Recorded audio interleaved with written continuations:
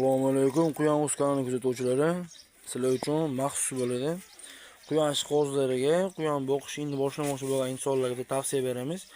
Aka-ukalar buni nimaga tagiga pog'ol so'linganini tushuntirib beraman. Bu setkamiz 2 ga 2 bo'ladi bunisi. Buni tagida ham xuddi shunday holatda turadi. Oqlat pastga tushib ketish uchun bir quyonni o'zidan oqlat chiqaradi. Aka-ukalar hamma biladi buni. Oqlat pastga tushib ketish uchun katta setkadan foydalanamiz, lekin bitta buni nut olmaydi bu.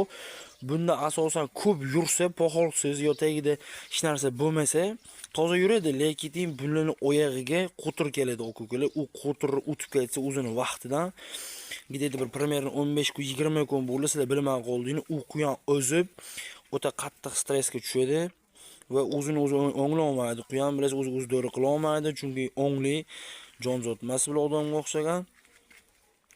Shuning uchun quyonni o'lishiga sababchi bo'lgan kasalliklardan biri, eng birinchi kasallik keltirib chiqargan narsa mana setkasi bo'ladi. Shuning uchun poxol so'linadi.